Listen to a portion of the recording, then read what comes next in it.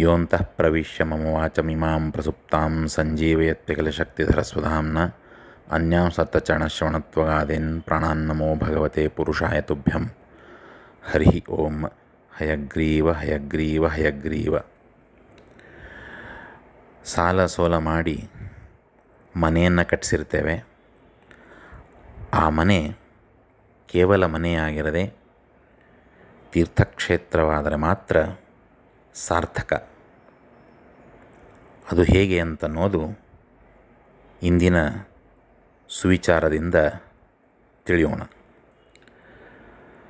ಕಥಾ ಭಾಗವತಸ್ಯಾಪಿ ನಿತ್ಯಂ ಭವತಿ ಯದ್ಗೃಹೇ ತದ್ಗೃಹಂ ತೀರ್ಥರೂಪಂ ಹಿ ವಸತಾಂ ಪಾಪನಾಶನಂ. ಅಂದರೆ ಪ್ರತಿದಿನವೂ ಶ್ರೀಮದ್ ಭಾಗವತದ ಕಥೆ ನಡೆಯುವ ಮನೆಯು ತೀರ್ಥಸ್ವರೂಪವಾಗುತ್ತದೆ. ಅದರಲ್ಲಿ ವಾಸಿಸುವವರ ಎಲ್ಲ ಪಾಪಗಳು ನಾಶ ಹೊಂದುತ್ತವೆ ಎಂಬುದಾಗಿ ಅದರ ಅರ್ಥ.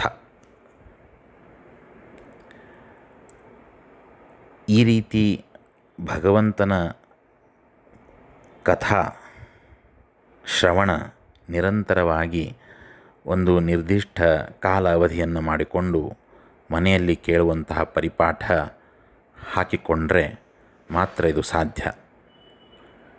ಗೃಹಿಣಿ ಗೃಹ ಮುಚ್ಚತೆ ಅಂತ ಹೇಳ್ತಾರೆ.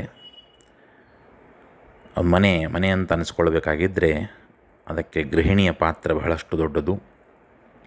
ಗೃಹಿಣಿ ಮನೆಯ ಯಜಮಾನನಿಗೆ ಪ್ರಾರ್ಥನೆ ಮಾಡಿಕೊಳ್ಬೇಕು.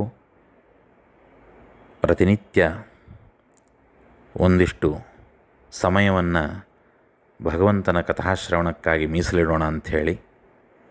ಅಧಿಕಾರ ಇದ್ದವರು ಭಗವಂತನ ಕಥೆಯನ್ನು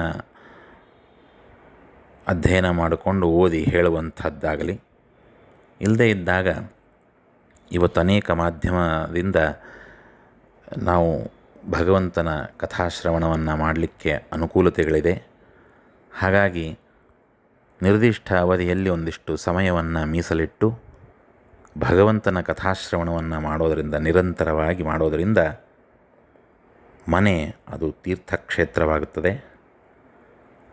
ಅಲ್ಲಿ ವಾಸ ಮಾಡುವಂತಹ ಎಲ್ಲರ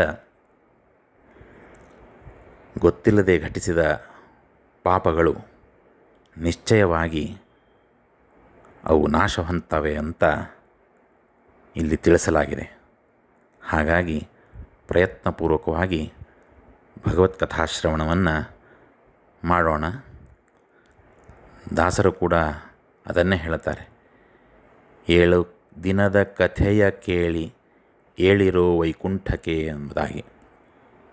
ಹಾಗಾಗಿ ಭಗವಂತನ ಈ ಭಾಗವತ ಕಥಾಶ್ರವಣವನ್ನು ನಿರಂತರವಾಗಿ ಮನೆಯಲ್ಲಿ ಮಾಡಿದಾಗ ನಿಶ್ಚಯವಾಗಿ ಅದು ತೀರ್ಥರೂಪವನ್ನು ಪಡೆದುಕೊಳ್ಳುತ್ತದೆ ಮನೆ. ಹಾಗಾಗಿ ಮನೆಯನ್ನು ತೀರ್ಥಕ್ಷೇತ್ರವನ್ನು ಆಗಿಸಲಿಕ್ಕೆ ಪ್ರಯತ್ನ ಮಾಡೋಣ ಅಂತ ಹೇಳ್ತಾ ಭಾರತೀಯ ಮನೋಕ್ಯ ಪ್ರಾಣಾಂತರ್ಗತ ಶ್ರೀಕೃಷ್ಣಾರ್ಪಣಮಸ್ತು. ನಮಸ್ಕಾರ.